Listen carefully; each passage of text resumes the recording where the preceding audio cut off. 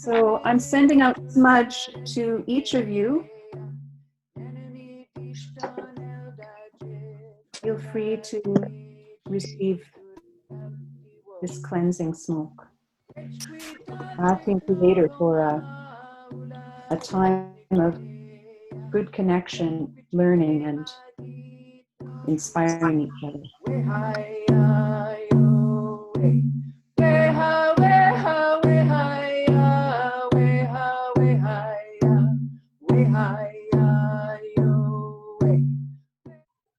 Rarely do we get a time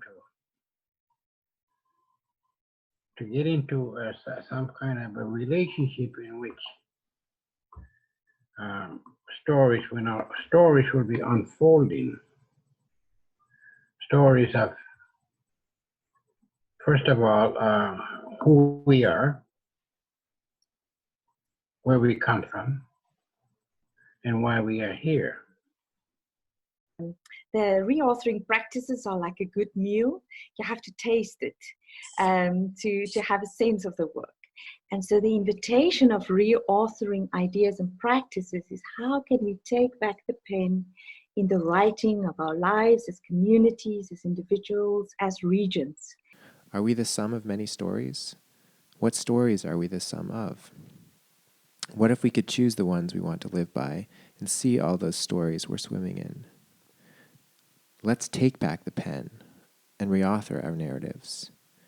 Have no fear, human connectedness is here. Let art, nature, care, and community lift us up. Our love is our medicine. We are here. We are present. We are one.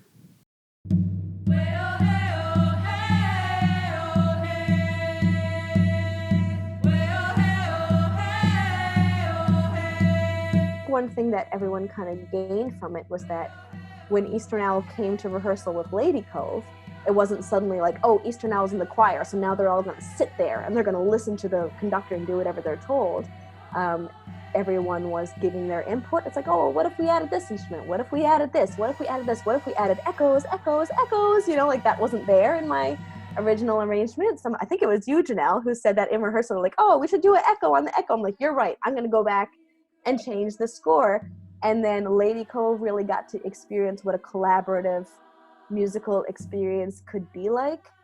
So it was just this cathartic, beautiful experience to see my two different musical lives coming together. And then Eastern Owl learned so much about choral singing, and Lady Cove learned so much about just collaborative music making. And I think everybody learned a lot, and it went even better than I could have hoped, I think. It is the woman born in me.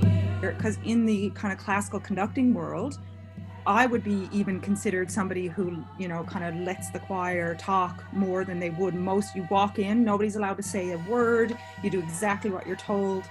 And for all of us to sit and see, because of the time, because of the respect and the collaboration and recognizing everyone has something to bring to this, like I've become a different musician, a different conductor. And, you know, I can't tell you how, and that like there's 60 women in this choir whose lives have been changed.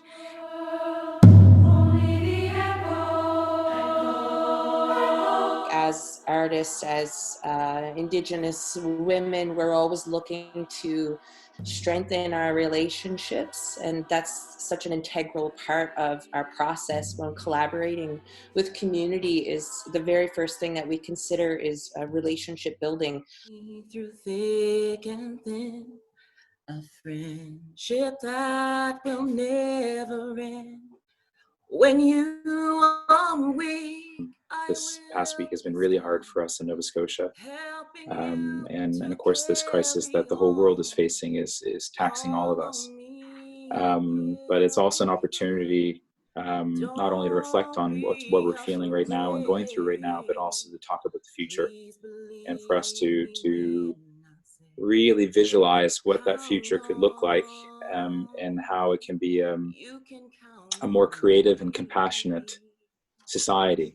There's a lot of things that are wrong with our world, and so I believe the arts serve as a beacon for us, and it's an opportunity for us to show the way things could be, and to provide leadership, and to encourage others to think of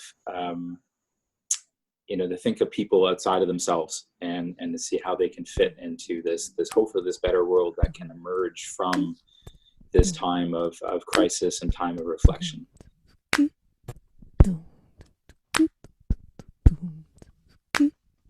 When I was maybe 10 or 11, so this is not recent, my dad woke me up one morning to ask if I could come and help at the barn, and it was pretty early, and he never asks for help. So and it was a sow that was delivering pigs, and that one or more were stuck, and she was having a lot of trouble, and he asked me to help because my hand was small enough to actually reach in and pull out the piglets. And I remember that, like, I don't remember how old I was or anything, but I do remember that feeling of like pulling out piglets, and afterwards feeling like I did something that was important for my dad.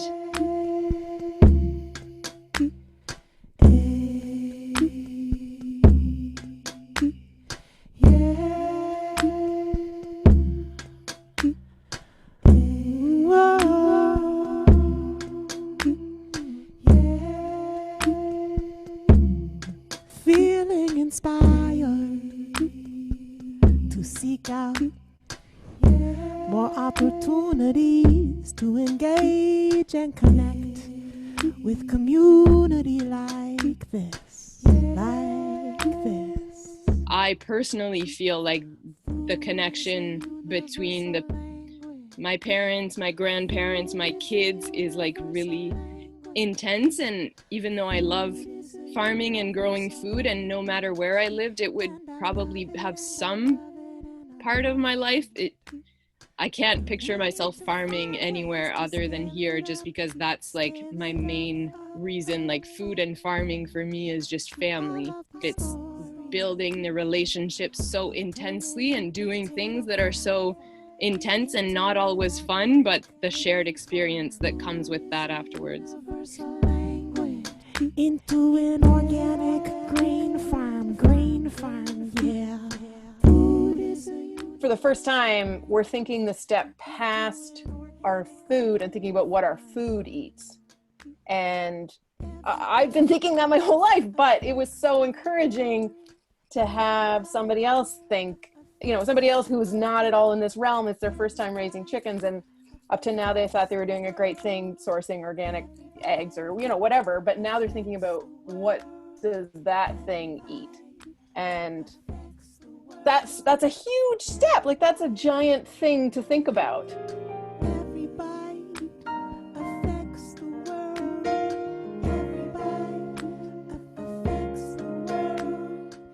Like, money still matters in this, right?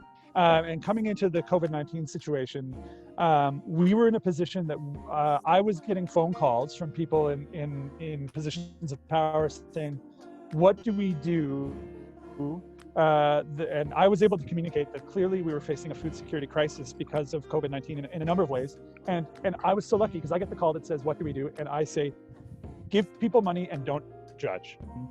We were able to say, we can flow it through us. And so some of that money is now buying ammunition and gas for people's snowmobiles so that they can go out and hunt a bear and put it in the community freezer.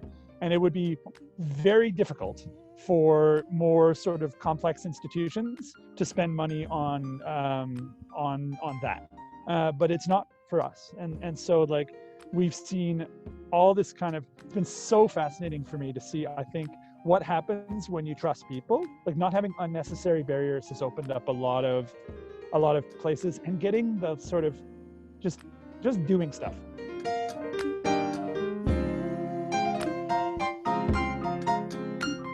The time is now. The I'm inspired to sing more, with others and alone, singing for the ancestors, for ourselves, and for the ones coming. Will work be more connected? Will we lean into connecting and sharing more deeply our own vulnerabilities, our feelings, our stories? Each and every one of us have been given certain gifts. And those gifts were meant for each of us to share. If the air is not clean, if the water is not clean, if the soil is not fertile, then what are we going to live on? Like, my mother always made baskets, and she was always sitting on the floor making baskets. She never had sat in a chair or a table at the table. And we'd all gather around her, and it wasn't really like, you go to school and learn anything. It's just like, I don't even know she taught us how to make them. It's just that you did it on your own. You did what you felt like doing. And this is how basket weaving came into my life. And I think it was a family thing that really helped us. And this is probably why after residing to school and I came home, the family was still intact. I don't know if you see this one. Yes. Mom worked with a lot of sweetgrass, huh? Mm-hmm. And we used to, and that's another thing we used to do too. It was another thing that we did was pick sweetgrass. It was like a family thing, and we all cleaned it together and stored it. That's one of Mom's baskets. And this is one of the most recent ones I made. Oh, wow. It's beautiful.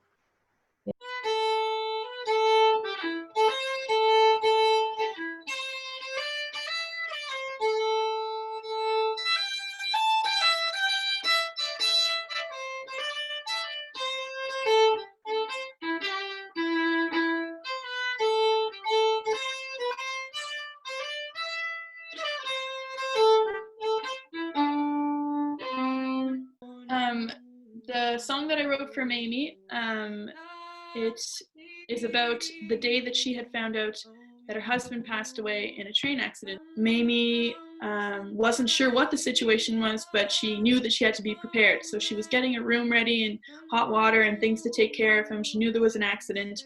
But then when she saw the wagon coming up her road and she saw a box in the back, it came to her that no, he had passed away. And so it's kind of just, when I heard that story from my dad, I thought, what a devastating moment for her, and I think what a great story for a song.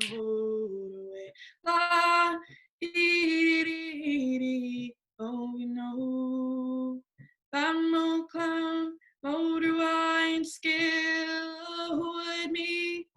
Good old Tupish, like a station, which mochi lash abra gando wachenya mochela. Haro mavari voyo, haro hi ho. Sheki a jawan yera, haro mavari voyo, haro hi ho.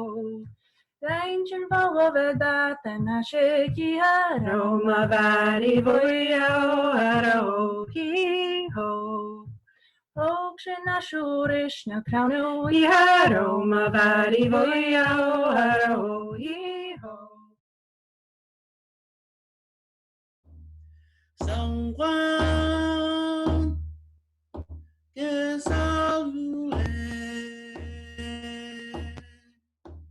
Environmental racism in Canada and Nova Scotia exists. It's a reality.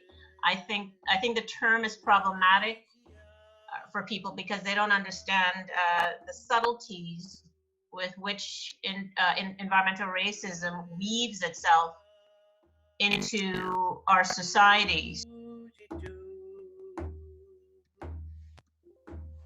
Someone is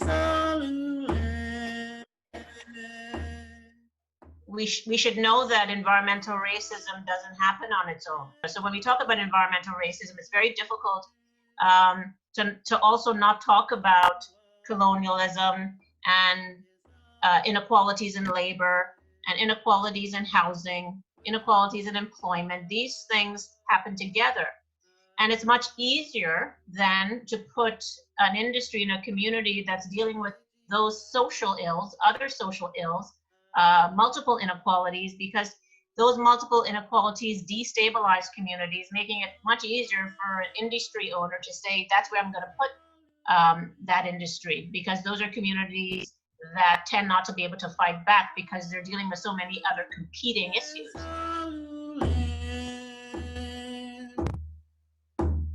Someone is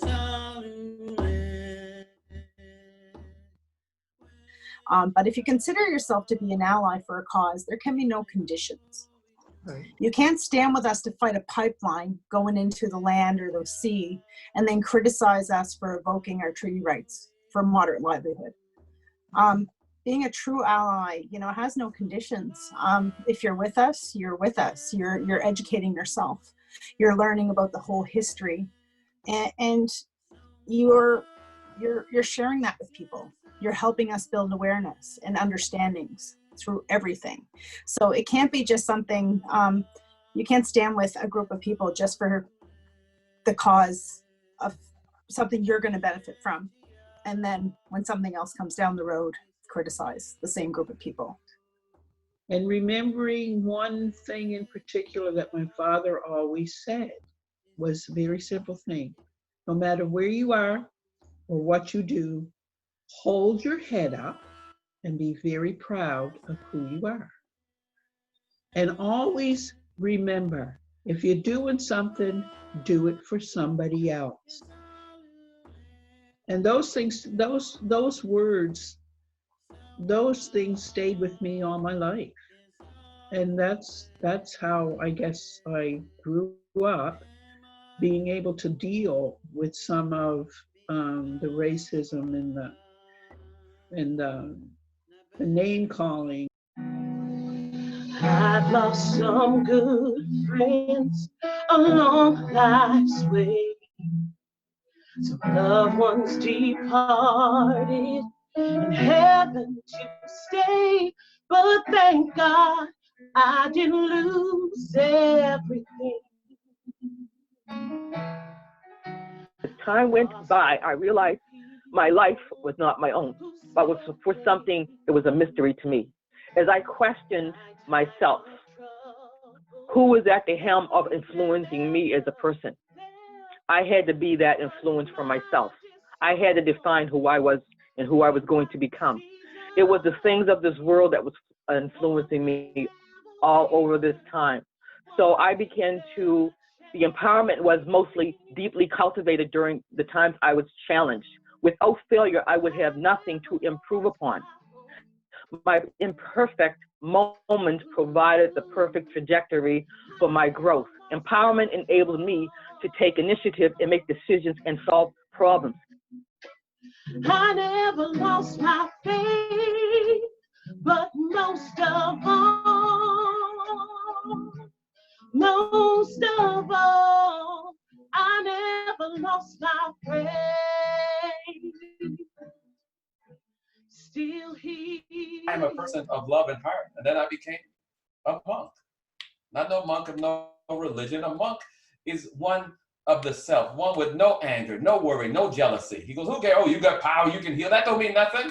You angry all the time, jealous, worry. Find yourself, and then you will have peace. Then you will have harmony with all things and all people. So that is my love blessing. I like to share. I love people. Sahu means awakener of the self.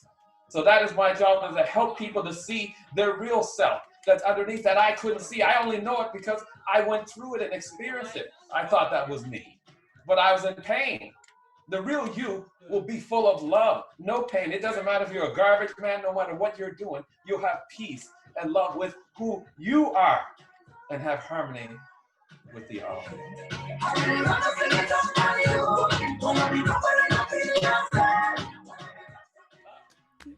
The time is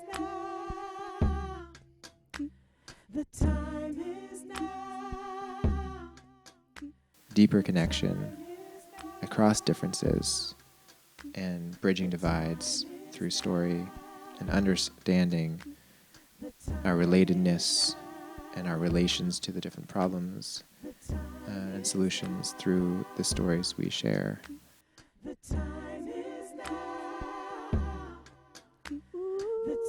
Should be a sense of responsibility in all of us, in some degree or another.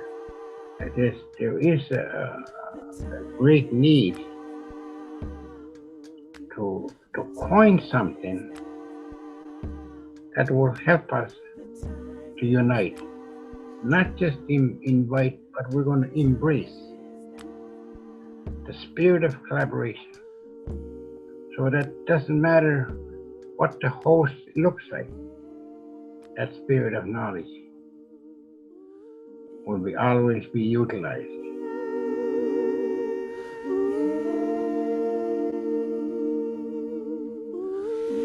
I am nourished by these stories. I am nourished by these stories. I am nourished by these stories. Yes, I am. Here I am crying again. Rental chickens. Love it. I said rental chickens. Love it. Yeah. Rental chickens. Love it. Rental chickens. Love it. Rental chickens. Waleilan, ta believe. Thank you. Merci.